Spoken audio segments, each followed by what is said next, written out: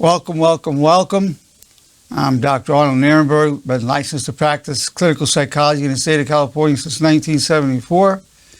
And I like to say that I've been licensed to walk upon this earth since 1941. I'm really so happy to be alive and here with you to present to you insights, lessons, and inspirations of a lifetime. It's truly a privilege for me to have this opportunity to address you and to present this to you. And I say that with all sincerity, that I regard it as a privilege. The title of today's presentation is Emotional and Spiritual Activism. Emotional and Spiritual Activism, Strengthening Yourself, Your Loved Ones, and the World. Strengthening yourself, your loved ones, and the world. And I'm dedicating this to Bernice Posada. I came up with this. I was talking to Bernice and back and forth with things, and this emerged. And so, all right, let's go with this. And I said to her, I'm going to dedicate this to you because it came up talking. He says, oh, you don't have to do that. I said, no, I want to do that. So there we go. We all know about political activism. We all know about political activism. That's why in the past I referred to non-political activism, but now I just went fully with what it is, emotional and spiritual activism. Now, thoughts and emotions and feelings just arise into our consciousness, into our thoughts, into our feelings. And that's a passive process. It's totally passive. Most of the thoughts and feelings that you get and the psychological condition you find yourself entering, you didn't choose it. You're not responsible for it, good or bad. A lot of it's negative that comes into our thoughts. That's the human nature because we're scanning for potential threats. It's a passive process. But what I want to tell you is that the thoughts that pop into your mind do not define who you are. Your reflection of the thoughts you choose to have, that's what you're responsible for, the thought you choose to have. So let's say you have a negative thought, a hostile thought, you're angry at somebody, you have this thought, I just really like to tell this person off. I feel really hurt, humiliated, I'm really angry. Whenever you're getting that thought, I'm positive you did not choose it.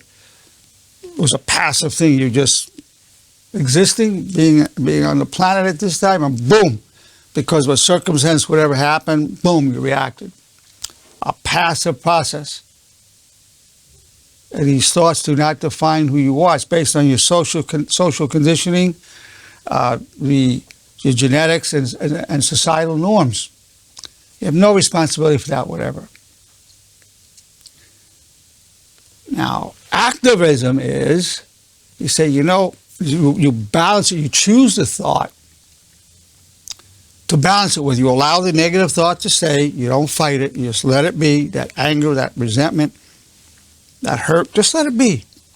And you balance it with a thought potentially such as this: I wish you well. I wish you well. That's activism. The passive process of the anger that came upon you, they have no responsibility, and the thought you choose to have. You can choose to have thoughts. Most people don't know that. In fact, practically nobody knows it. Just give you an example. Right at this moment, have this thought 3 times. I wish you well. Think it silently to yourself 3 times. There you go. You did it.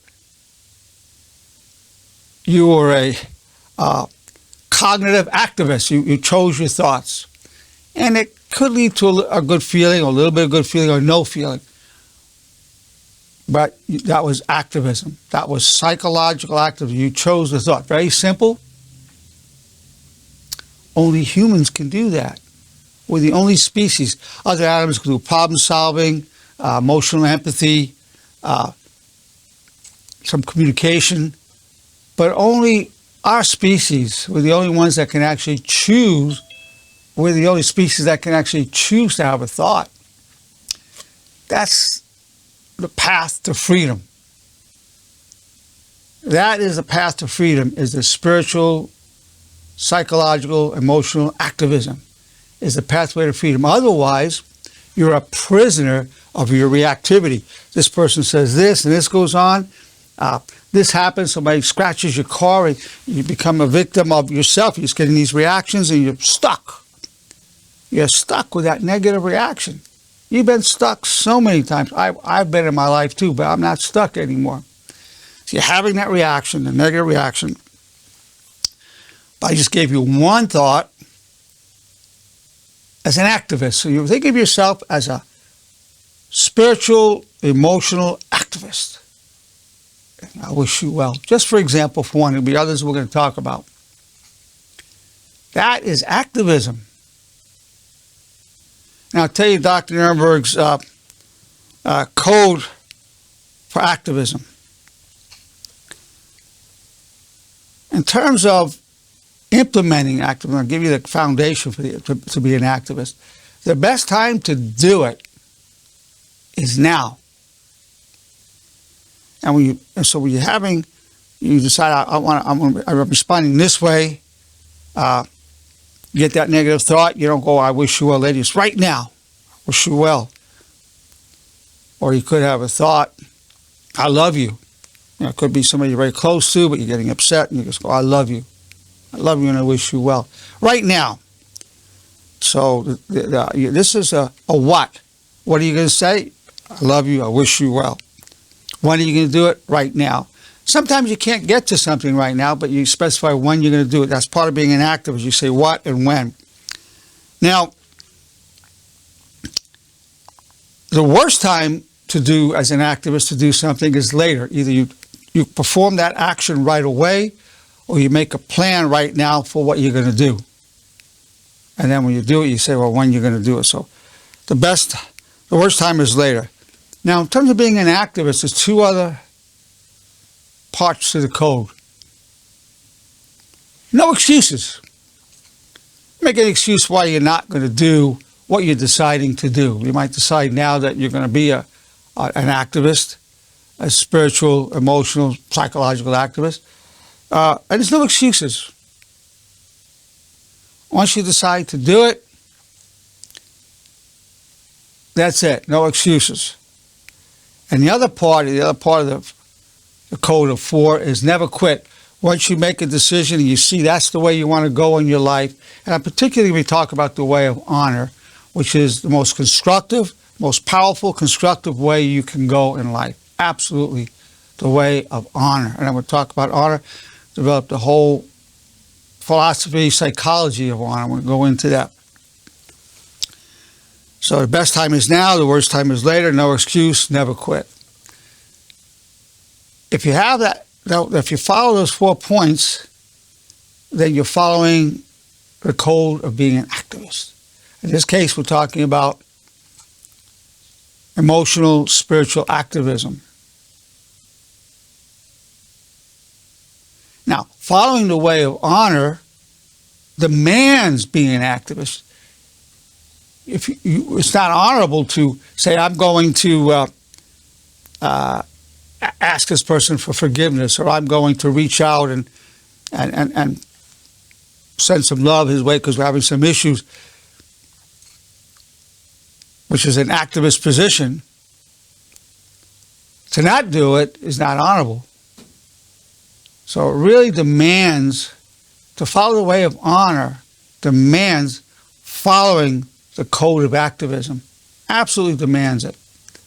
Following the way of honor demands following the way of activism, the 4 principles of activism.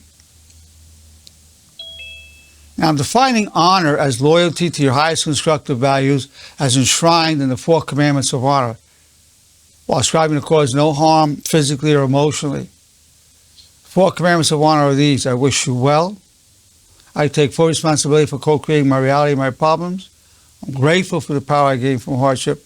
And the one of 2 depends whether you believe in God or not. If you believe in God as I do and as many of our people do, God, your wish is my only wish. But if you don't want to address God or you don't believe, then it's, I seek always to serve my highest values. So for me, it would be, God, your wish is my only wish. I wish you well. I take full responsibility for co-creating my reality, my problems, and I'm grateful for the power I gain from hardship. So the highest form of activism is to implement the way of honor.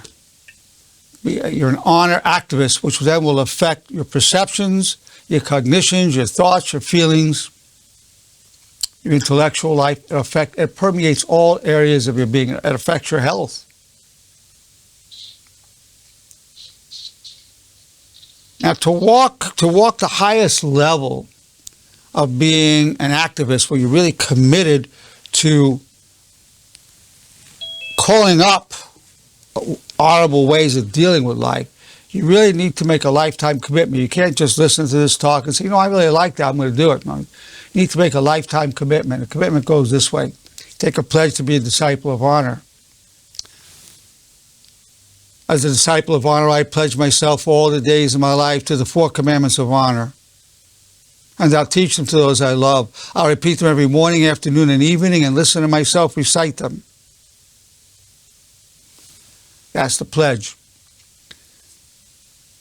Now, for those of you who are already following this path, I suggest you memorize that pledge. And if you find people who are interested, we don't try to push on anybody. It's not a religion.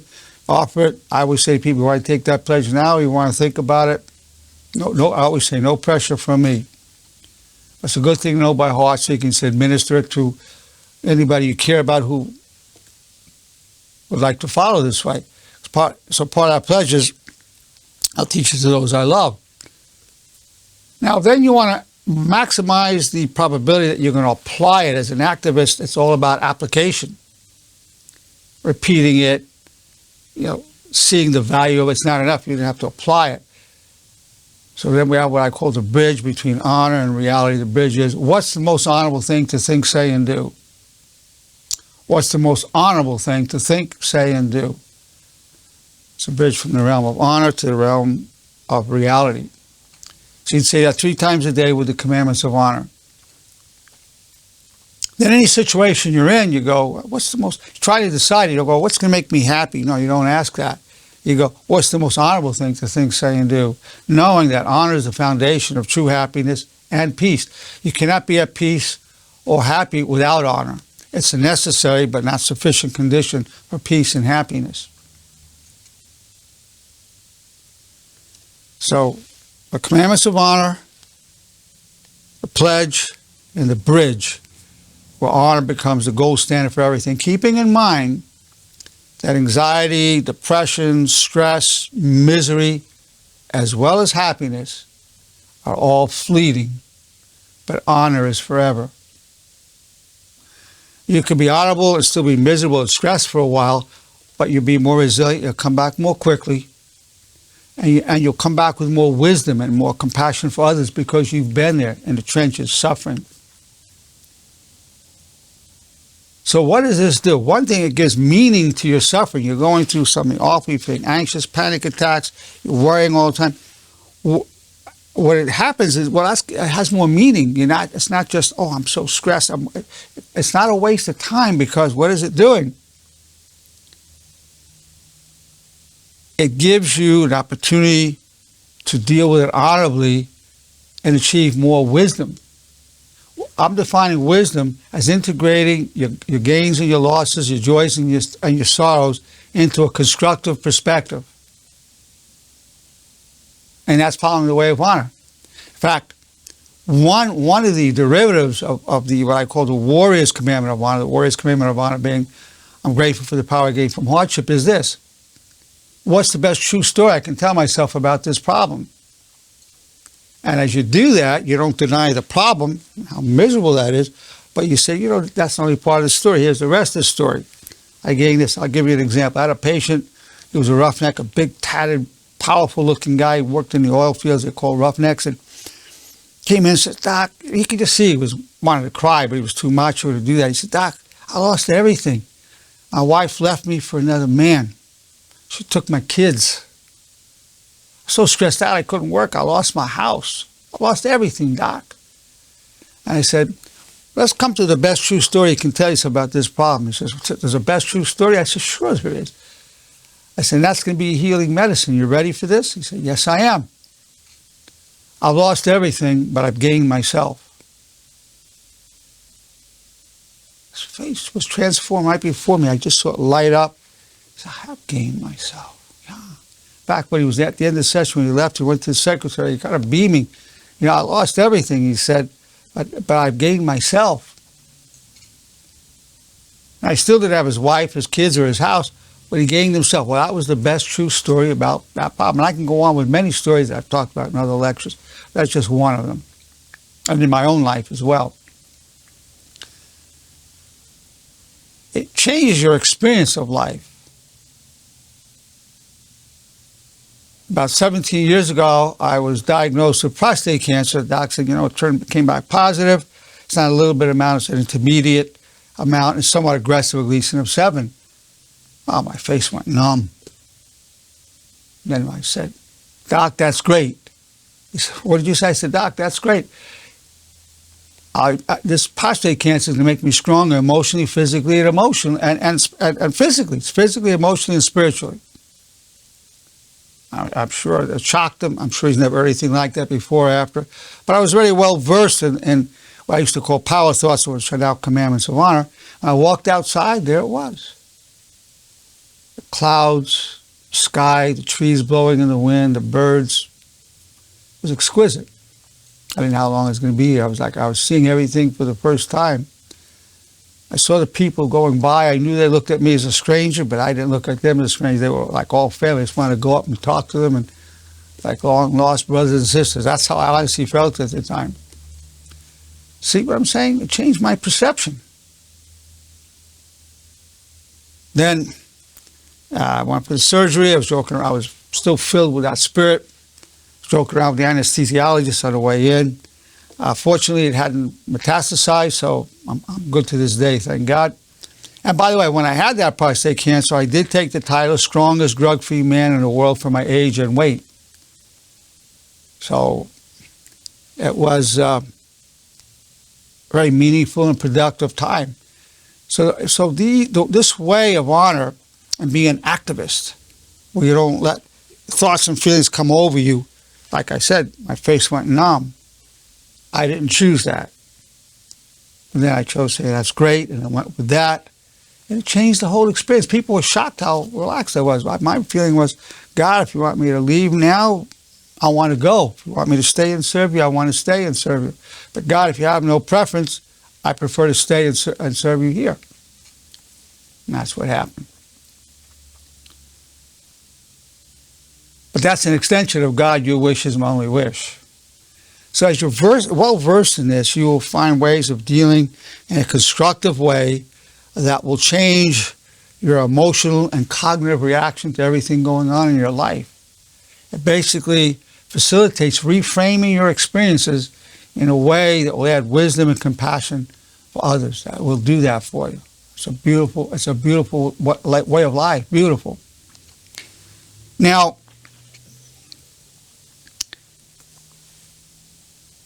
basically, you want to have a legacy of honor, and by following, I call these optimal health, optimal mental, emotional, and physical health promoted by these thoughts. Thoughts can make you sick, they can give you life, they can give you health.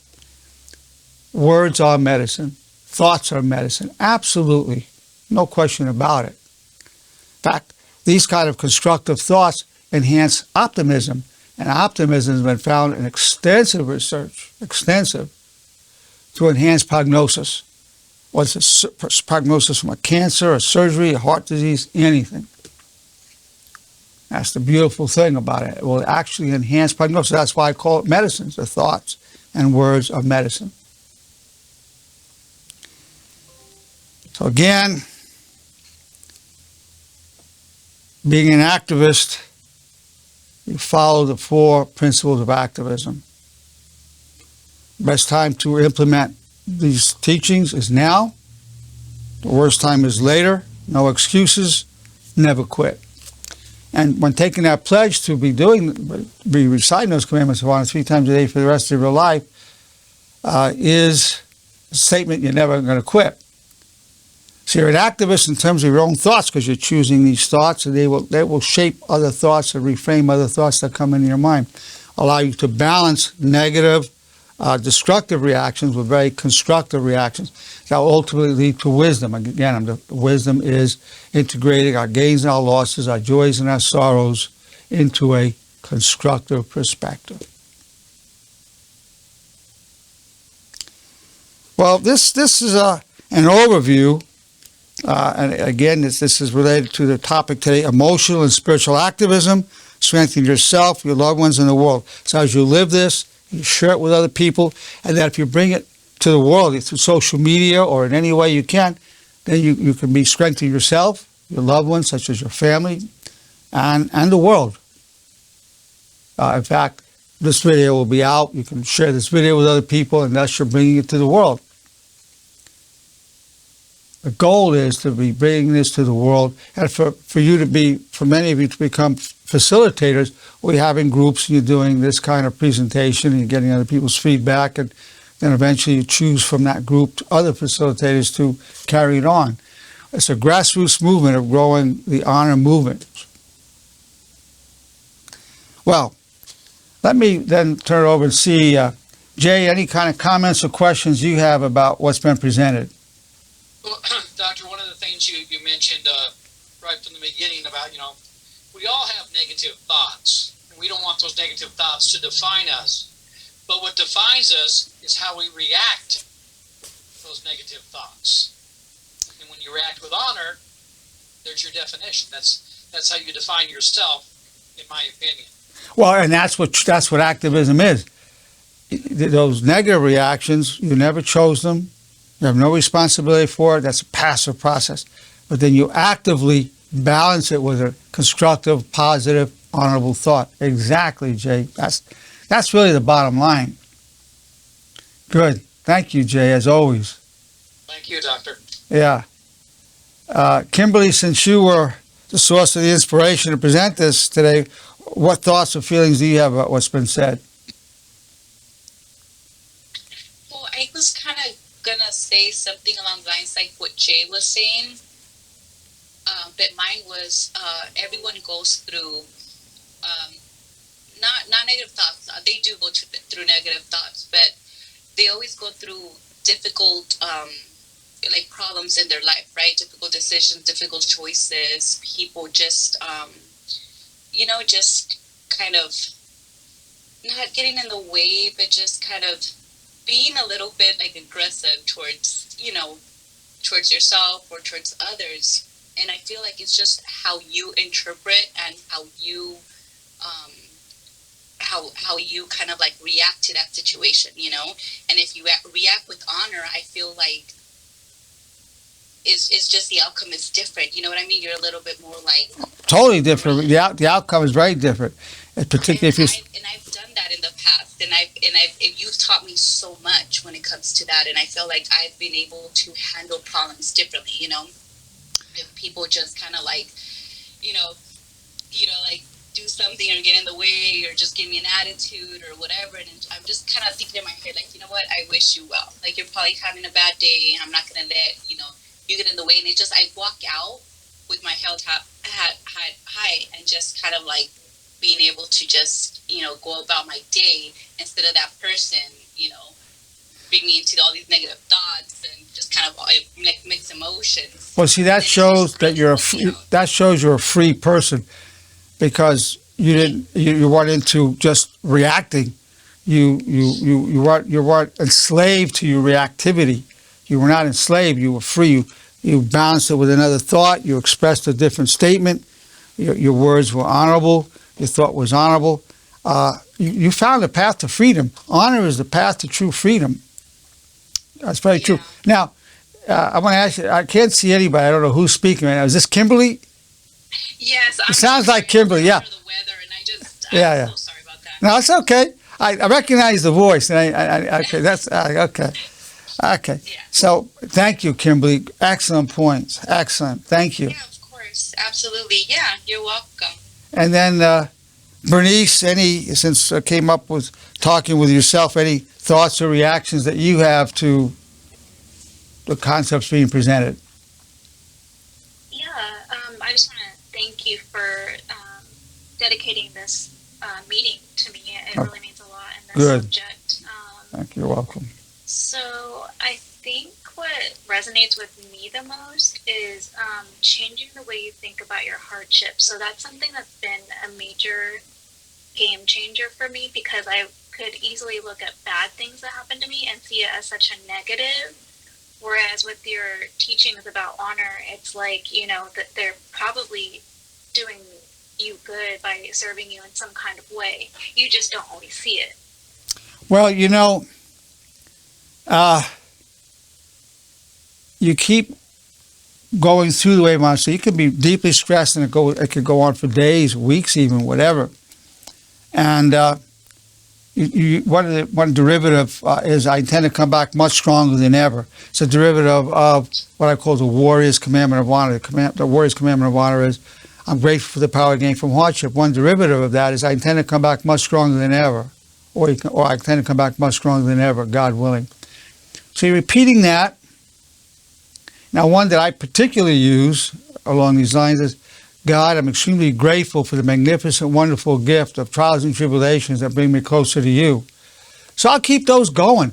And I don't want to minimize. I'm stressed out of my mind sometimes when something like that's going on. I've been triggered deeply. Yeah. But I don't take it out on anybody. I keep that going. And then lo and behold, lifts, and a smile comes over me. My eyes light up, and I say, it's here. I know when I'm here. It's here. And I think what's important is the medicine too, is what you're talking about with the constructive thoughts and words. Like, that is very important to add to that experience. Like, when you are experiencing something that's hard, not to minimize it, but to, you know, try to add some kind of positivity to the situation. That's the best true story about the problem. We never deny the struggle. We don't deny how miserable we feel right now. But on the other hand, we balance it with, I'm really grateful. This is going to make me stronger. It's going to make me closer to God. Whatever one of these thoughts but you have to be repeating them all the time, because when the lightning hits you, you go boom. It usually comes out of left field. Something's upon you. You have to be always ready to fight the enemy. Who's the enemy? Well, it's you, of course. It's me. This thing comes on, we can be feeding it and holding on to it like we used to do, or because we're well versed and trained ourselves in the way of honor, we then go about it honorably. Exactly. It just reframes it, and you go to a very, very different level. And then, of course, as you have these victories over yourself, we're in a position then to help other people, help our loved ones, help people in the world. Yeah, we're in a position to help our loved ones, people in the world, through what we've gone through. These are extremely valuable experiences. I'm talking extremely valuable. And you'll see, the more you apply this, the more you're going to be able to help not only yourself, but your loved ones, and anybody in the world that needs your help. And you'll find more and more ways to manifest this for a legacy of honor. You'll create a light within yourself that will light up other people as well. People all want to be more honorable. We interviewed about 5,000 people on the streets. I financed the research on that, and about 70% say they want more honor in their lives. They feel there'll be more peace, more happiness in the world. People won't talk about honor, by the way. Not wanting to talk about politics or religion necessarily, but they'll talk about honor. And you'll be able to have many constructive conversations, deep conversations, meaningful conversations. It's an entree to communicating with people at a deeper level. The honor teachings are an entree for deeper conversations, for more meaningful conversations with everybody. Everybody will go there. I mean, everybody. Very good. Well, thank you for that, Bernice. And again, you were the inspiration. I remember the time we had that, and I told you I was going to do this, and that was recently, and boom, here we go. Thank you. Thank you for your activism. You're very, what you say you're going to do, you do. That's the key. I'm glad you said that, because that's activism. So I would do it, I put it together, boom. And that's what I want to encourage everybody. This is a boom, boom approach. It's like, boom, and move. Some things won't work out, some will. You just hit it, boom, boom, boom, boom. And you'll achieve amazing things in your life. You can apply those four principles of activism to anything in your life. Anything at all. Best time to do is now, worst time is later, no excuses, never quit. The main prognosticator for success in life is not intelligence, it's not even knowledge. It's grit. The people who have grit, stick with it, have the highest probability of success in whatever endeavor they're following. Grit, number one. I've certainly seen that in my own life, and I've seen it in the lives of others. Grit. As you follow this path, the four principles of activism, you're going to see very, very good results. I guarantee that. Doctor, I have a question. Yes, who is this? Arturo? Arturo. Yes, Arturo. Well, first of all, good evening to everyone in this meeting. I got here a little late, but I'm here. Good to have you here. We're talking, you talking about honor and the four commandments of honor. I have a question. As a former or a Marine veteran, our motto in my unit was valor, fidelity, and valor. So I kind of have an idea of honor. How close does it relate to your four commandments and the military honor? Well, Is it similar? it's interesting because military people respond very well to this path. I mean, whether they were Marines like yourself, or Army, Navy SEALs, whatever, very similar. But of course, that valor and no man left behind, I would say it's totally honorable, because they're also sacrificing themselves for a more noble cause, for what the people feel is justice and a way of life and democracy and so forth. So regardless of the politics, the soldiers have a principle they feel are fighting for something worthwhile to protect us. That's at least the motive. Again, the politics, what's really going on, a lot of times we don't fully know. Sometimes we do know, a lot of times we don't. This way of honor includes that honor, so it would apply to the military, but this also is such a wide umbrella that it's very easily applicable to military and to civilians. It's a wider concept of honor.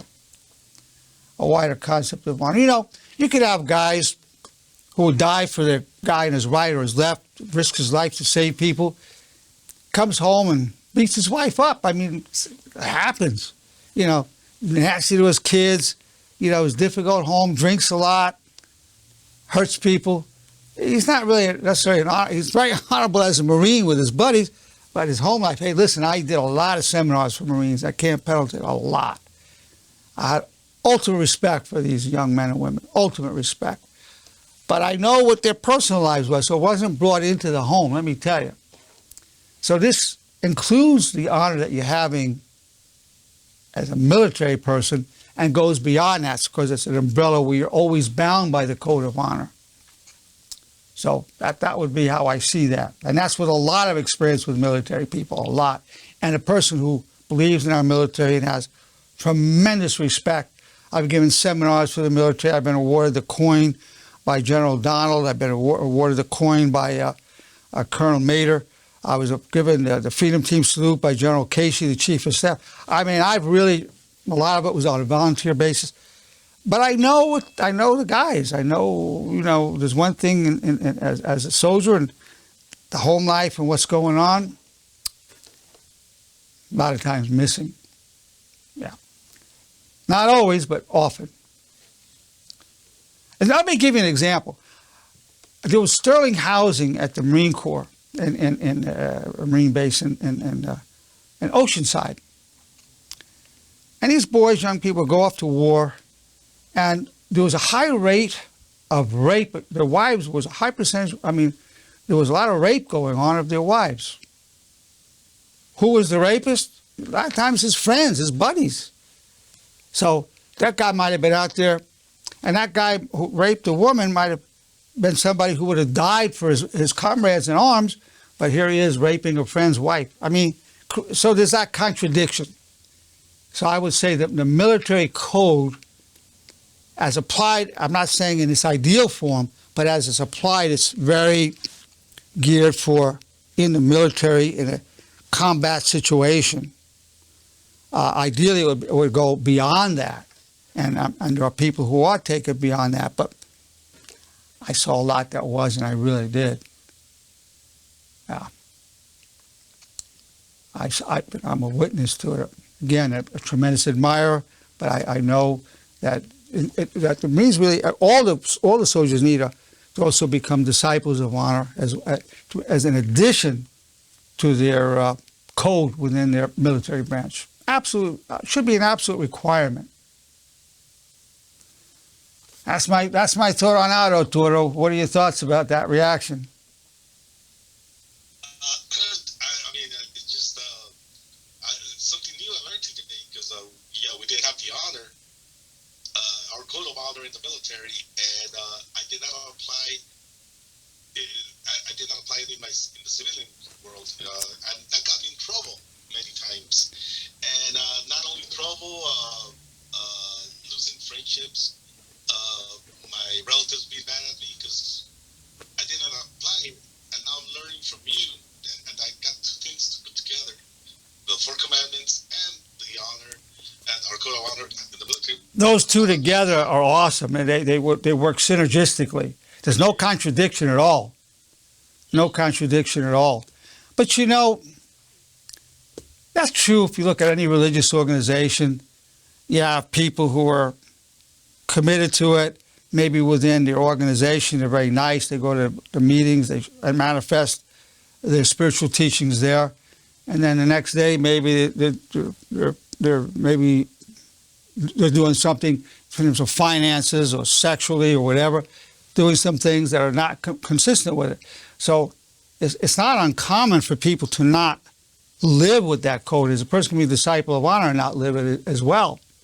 But it doesn't. But I'm seeing tremendous results with people. But I will say this: we've had 1,500 people take the pledge to be disciples of honor. And while the people of my patients are keeping it up, but you know how many people really keep up with it afterwards? At the most, 10%. So that'd be 150. Let's even say that's an exaggeration. So maybe it's 75. So whatever the system is, yeah, a lot of people are not going to live it. It can have an effect, it can have a positive effect, but they're not going to do it, whatever it is, including this path. But following this path will take you very far, give you more resilience, more wisdom, more compassion. It's a wonderful path to go, and many really take to it. But then even there, people have taken the pledge to do it all their lives. Many won't do it. In fact, most won't do it all their lives. As good as it was. Matter of fact, sometimes a patient comes back a few years later. I say, "You still doing the commandments of honor?" He says, "No, I got busy, whatever." You got busy. It takes 8 seconds. It takes 8 seconds to do the commandments of honor.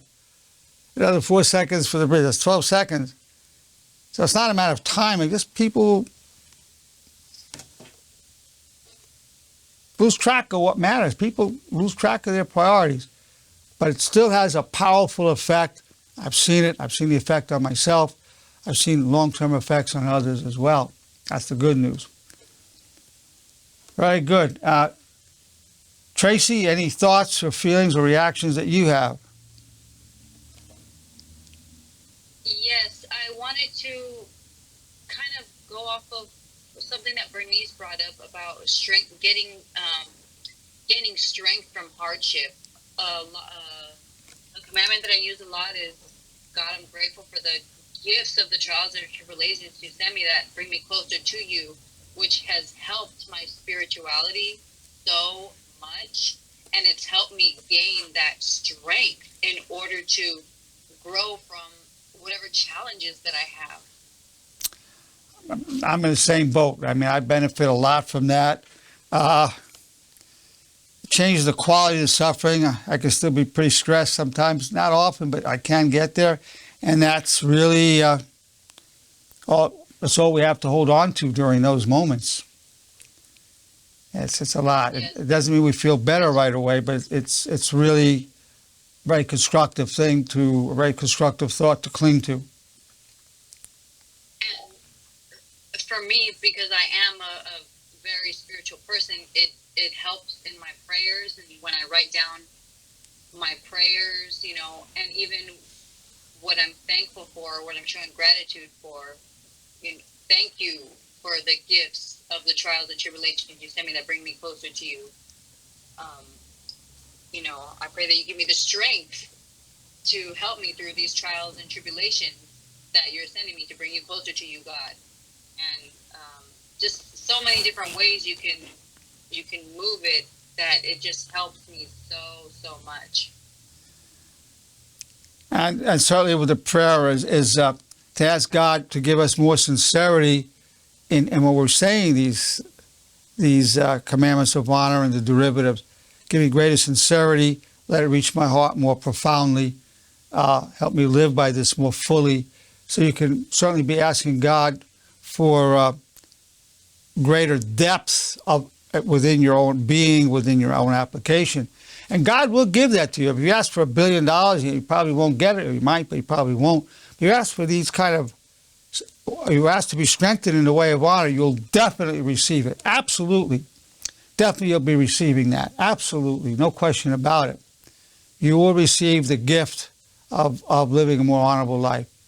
Why? Because that's what God wants us to have, honorable lives. Absolutely. It's consistent. I don't care what the religion is. These principles are consistent with all religions, all spiritual paths, without exception. No religion says hate your neighbor or wish them ill. None. It's all I wish you well, and the other commandments are totally consistent. Don't be blaming people. Take responsibility for co-creating and improve yourself. There's a ton of stuff in scriptures. Accursed thou be if thou focuses on the faults of another and ignoring your own. I mean, there's no end to the religious teachings. So this is just going to. God wants us to have it consistent with the will of God, and you will receive it. That's the good news. This is something you will receive, and it's a good thing to pray for. Excellent, Tracy, as always. Excellent. Amen. Yeah. Stacy, what are your thoughts and reactions? Hi, Doctor. Hey, Stacy. I'm driving right now, so it might be a little choppy. I might lose you guys. So I really actually am just kind of enjoying listening, and I don't have a whole lot to contribute, but always insightful and revealing, and it resonates. And I think for me, the way of honor really for me is such a way of redirecting myself when I need it the most. And I love that you spoke on emotions also, because they are, fleeting, like you said, but sometimes they come and they stick, and we have to sit with them, and we have to run them through the filter of honor, and it takes time to grow through those sometimes. So I am grateful for the way of honor. And can you guys hear me? I hear you very well. You're coming through loud and clear. Excellent. Yeah, you're and certainly in terms of activism, you're extreme. You've done some ultimate. You were there for the hurricanes. You went there to help the people. That's certainly honorable activism, even before you knew about the formal teachings of honor. That was just in your nature. And now this is a path to make good people even better. Yeah. Thank you, Doctor. That's all I got. Okay, well, thank you, Stacy. Thank you very much. I'm going to just open up. Anybody else have anything you want to say or ask? I just wanted to say what Stacy said about running the emotions through the filter of honor. I thought that was huge. I think that, I agree. Is a really good way to view what you're experiencing throughout the day. How you're talking about not being emotionally reactive. Don't let your thoughts and feelings affect your reactions. And that's a really good metaphorical way of thinking, like, okay, I'm going to run this emotion through my honor and what I've been learning and putting it into practice. And I just think that's like such a good way to think of it. Well, that's a perfect way to think of it. Thanks for this, Bernice. I can't see the name, but I recognize your voice, and I can hear the voice. I just want to emphasize that as you apply these honorable, constructive, positive thoughts, I just want to say that as you apply this way of honor, you need to know that doesn't mean that the negative, disturbing, stressful thoughts and feelings will go away right away. I don't want to give that impression. And so they allow that to be, and then you're going with a constructive, positive way, the honorable way. And typically, you need to know this, that negative, stressful thought will be more powerful at the moment than your honorable thought. Absolutely. If you're angry at somebody, you reacted, you didn't choose it, it passively just came upon you as a reaction, that's going to be more powerful in terms of exploding in your thoughts than I wish you well. I wish you was going to be like a whisper in a thunderstorm.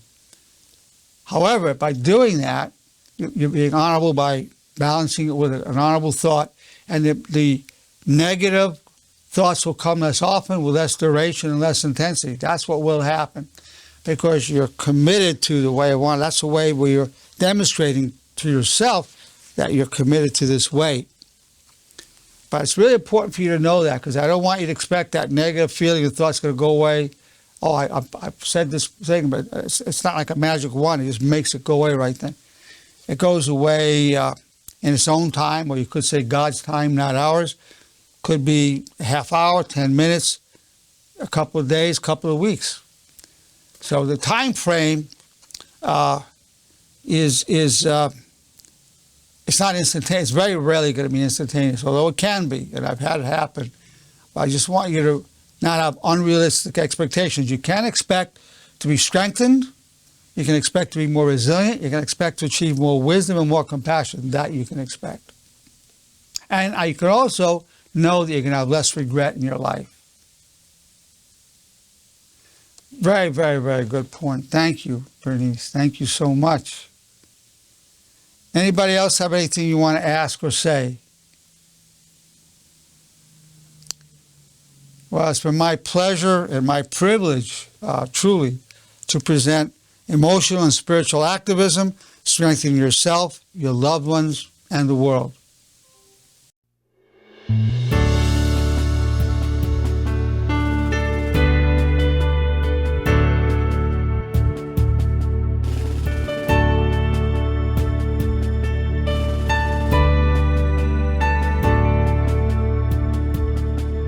The sea of destiny is in your deepest struggle. God's will and mine be one, and I wish you well. You are co-creator, respectfully real. There's a way in the valley that turns weakness to steel. We're known through all eternity. From strife we gain power, clothed in grace and love, disciples of honor. All the days of our lives refuse the way of shame. We wish nobody harm, have no one to blame. Your high calling will be done, and pure eyes now glow. In darkness crave the good, like waters from the desert flow.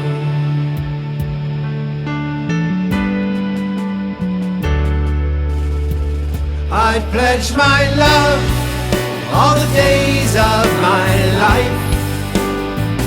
I pledge my soul to all that is good.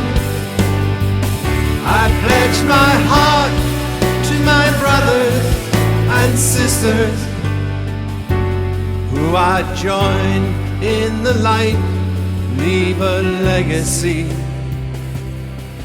of honor.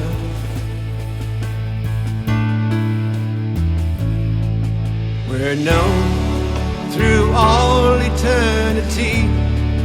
From strife we gain power, clothed in grace and love, disciples of honor. All the days of our lives refuse the way of shame. We wish nobody harm, have no one to blame. Your high calling will be done, and pure eyes now glow. In darkness crave the good, like waters from the desert flow.